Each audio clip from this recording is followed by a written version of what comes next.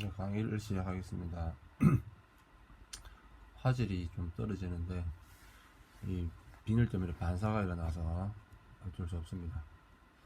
자, 영어 듣기가 어려운 이유 초급에서 이야기했습니다. 사고 구조의 변환이 되지 않았기 때문이다 라고 이야기하는데, 사고 구조를 굳이 변환할 필요는 없고 나는 적응이라는 표현을 쓰고 싶어요. 아, 이 사람들은 이러한 형태로 사고를 하는구나. 그래서 문장을 다 듣고 번역하는 습관을 하면은 안 되고 그냥 따라가야 돼. 예를 들면 우리말이었으니 그들은 들을 수 있는 발음으로 말할 수 있어야 나도 그들의 말을 들을 수 있다라는 이게 우선이면, 영어는 우선이 다르겠죠. They must know, 그들은 알아야 한다. 뭐 what they can hear, 들을 수 있는 방법으로 이렇게 되면은 그냥 그대로 따라가야 돼. 그들은 알아야 되는구나. 뭘 알아야 될까? 들을 수 있는 방법을 알아야 되는구나. 무엇을, what I said to, what I heard to, 내가 들을 수 있는 식으로 이렇게 그 영어 문장의 어떤 구성이 아니고 구조를 따라서 그냥 쭉 흘러가줘야 됩니다. 그거를 자꾸 연습을 해야 돼요. 우리말로 자꾸 연습하는 게 아니고 그들은 말할 수 있어야 한다. 들을 수 있는 방법으로 무엇을, 나도 그들이 말할 수 있는 것을 듣는 식으로 이걸 그냥 쭉 따라가면서 그렇게 해석을 하는 그런 습관을 들여야 돼요. 이걸 듣기 위해서는 초급에서도 이야기했듯이 성조와 강세, 인토네이션, 어디에다가 강세를 두느냐. 그 김대중 대통령이라고 영어를 엄청 잘하신다고 되어 있는데, 그러고 반기문 옛날 이전 유엔 총장, 그분들의 어떤 연설을 들어보면 콩글리시가 그런 콩글리시가 없어요. 발음도 엉망이고, 근데 그 사람들의 영어를 원어민들은 알아듣습니다. 왜? 그분들은 이 성조와 강세를 정확하게 하기 때문에요. 발음은 계속해서 하는 이야기지만 미국식 영어, 영국식 영어, 호주식 영어, 뭐 좀 극단적으로 이야기하면 한국식 영어 다 다릅니다. 그러나 성조와 강세에 정확하게 포인트를 주어주면 원어민들은 다 알아듣습니다. 그래서 듣기 훈련을 할 때는 동시에 고려를 해서 그들이 들을 수 있도록 말하는 연습, 이 연습은 이렇게 구강 구조하고 이렇게 막 그림 보여줬듯이 혀를 깨물으라 그러면 깨물고 입술을 물으라 그러면 물고, 원어민들 실제로 발음하는 거 보면은 우리처럼 입술을 많이 물지는 않습니다. 그러나 입술을 반드시 물어요. 최근 들어가지고 입술을 거의 안 무는 것처럼 그렇게 발음을 하는 원어민들이 많은데, 그거는 이제 언어의 어떤 게으름, 인간의 게으름 때문인데, 어쨌든 아주 약간이라도 혹은 무는 척이라도 합니다. 그런 것들을 정확하게 입술 모양이나 이런 것들을 보고 연습을 자꾸 해야 됩니다.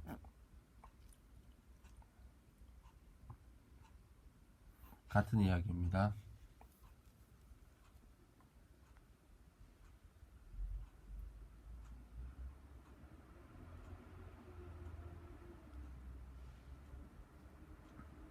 네, 같은 이야기죠.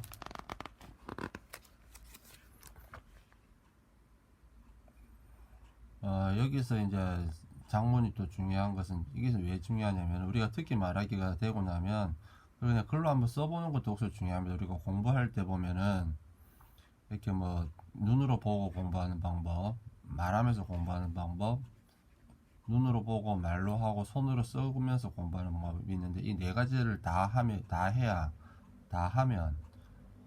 능률이 상당히 올라요. 근데 힘들죠. 써야 되지, 말해야 되지, 그리고 또 예를 들어서 옆에 누가 있으면 방해되지. 그래서 보통 말하기는 빼고 눈으로 보고 손으로 쓰면서 뭘 외우거나 이렇게 많이 하는데, 우리 조상들의 공부 방법을 보면은 눈으로 보고 말하기입니다. 말한다는 것은 내 귀가 그걸 듣고 있기 때문에 그만큼 말하기가 중요하다는 거예요.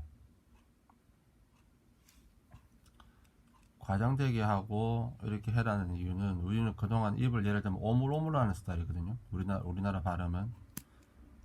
근데 외국은 움직임 억수로 많아요. 그러니까 우리 입장에서는 좀 더 많이 움직이는 연습을 해라, 그렇게 받아들이면 될 것 같고, 자신이 읽은 것을 녹음하여 듣고, 왜냐면은 우리는 어느 정도 하면 잘하는 줄 알거든. 그게 아니라는 걸 내 목소리를 내가 들어보면 얼마나 잘못되었는지를 깨달을 수가 있어요. 그걸 전혀 부끄러워할 필요 없고, 왜 아무도 안 듣고 나만 듣고 있으니까 그걸 듣고 장단점을 분석해보고, 아 이렇게 달라졌구나. 그리고 내가 녹음한 내용하고 원어민의 발음 내용을 비교해보는 것도 좋은 방법이겠지요. 네. 이런 것들은 이제 독학하는 걸로 하겠습니다.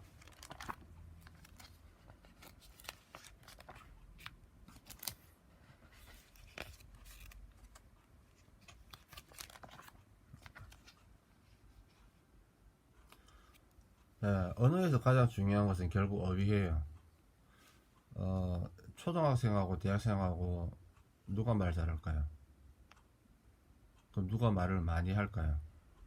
말을 많이 하는 사람은 초등학생일 확률이 높지만 말을 잘하는 사람은 대학생일 확률이 아주 높습니다. 왜? 대학생이 쓰는 어휘가 다르거든요. 이 어휘를 늘리는 방법은 단순노동밖에 없어요. 책 많이 보고 단어를 많이 접하고 단어가 갖고 있는 구조를 이해하고, 이 단어가 갖고 있는 구조는 10번인가 거기서 이야기했듯이 하나의 핵심 되는 뭔가가 있고 여기서 변형이 일어납니다. 더해지기도 앞에 뭔가가 더해지거나 뒤에 뭔가가 더해지거나 중간에 뭐가 바뀌거나 새로운 게 들어오거나 이런 식으로. 그러면은 이거는 이러한 어군들은 여기에 뭔가에서 출발을 하는구나. 그리고 여기서 여기에 이런 것들이 붙으면 주로 이런 뜻을 나타내고, 이런 게 붙으면 이런 것을 나타내는구나. 그러나 100% 그렇지는 않고 약간씩 또 다르기도 하구나. 이런 것들을 파악하는 것을 단어가 가지고 있는 구조를 이해한다라고 보면 됩니다. 나와 있죠. 접두어, 어근 앞에 붙어서 뜻을 바꾸는 역할.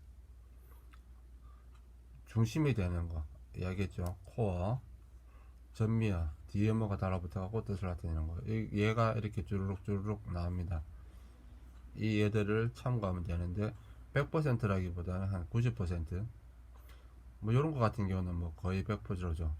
리는 again을 나타내는 뜻이니까, 예를 들어서 retire 이라면 타이어를 바꾼다라는 거거든요. 은퇴라는 뜻이, retire가 왜 은퇴라는 뜻이 되냐면 타이어를 바꾼다는 거예요. 타이어가 뭐예요? 자동차 바퀴죠.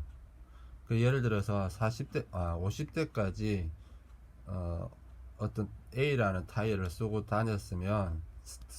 A라는 타이어를 가지고 인생을 살아왔으면 그 이후로 은퇴한 이후로는 B라는 타이어로 바꿔서 다시 달린다. 그래서 은퇴라는 의미로 확장이 가능한 겁니다.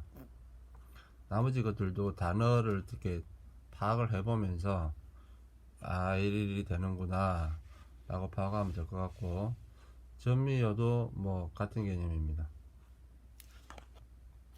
반드시 이렇게 되는 것은 아닌 경우가 종종 있는데 거의 이렇게 되기 때문에 이것도 알아두면 좋습니다.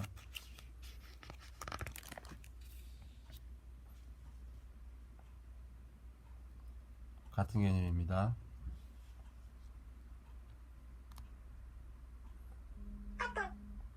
심지어 이게 두 개가 붙게 돼요. 예를 들면 full, wonderful, 놀라움으로 가득하다, 놀라운, beautiful, beauty로 가득하다, beautiful 이렇게 되죠. 근데 여기에 ness가 붙으면 명사가 되어버리는 거죠.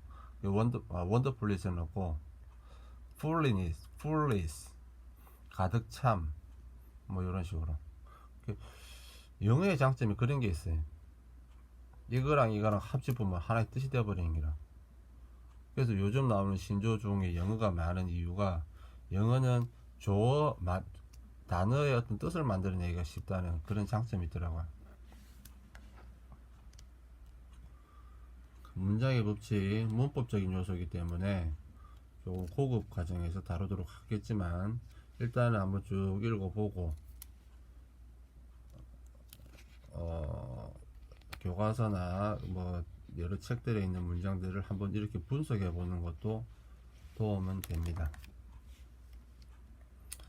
글을 잘 쓰는 법, 좋은 글 쓰는 법 뭐 등등이 나와 있는데, 이건 일반적인 글쓰기하고 크게 차이점이 없어요. 다만 여기 영어 글쓰기, 영어 문법에 맞게 글을 써야 된다라는 그런 어려움이 있지만, 이것도 초등학생 일기를 쓰듯이 그냥 아주 단순하게 내가 알고 있는 단어와 내가 알고 있는 문법의 범위 내에서 그냥 한번 써보는 거.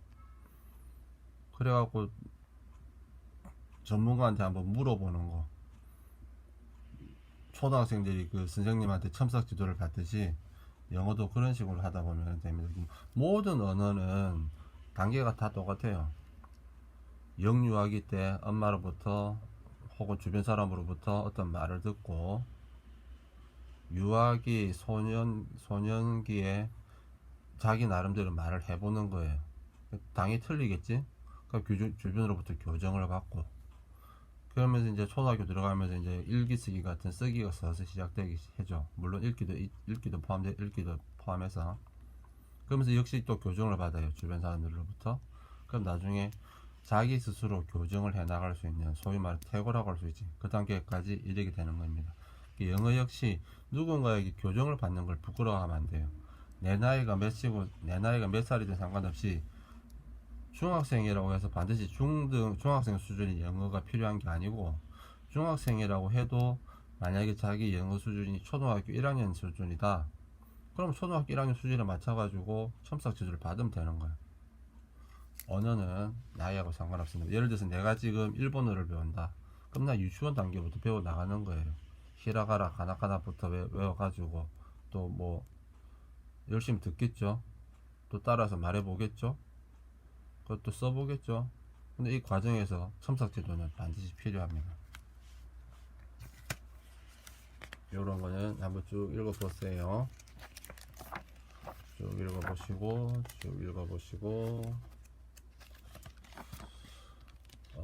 후반부로 갈수록 이런 것들이 많은데, 시간 관계상 일단 나는 생략하지만 여러분은 한번 꼭 읽어보시기를 바랍니다.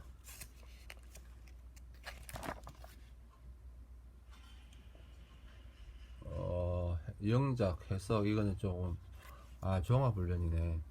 이 부분부터는 심화 과정으로 내가 판단을 하기 때문에 여기서는 다루지 않겠습니다. 그러나 여러분은 한 번쯤 꼭 읽어 보시기를 부탁드리겠습니다. 이것으로서 일단 중급 과정을 마치고, 어느 정도 시간 지나고 나서 고급 과정을 한번 만들어 보도록 하겠습니다. See you.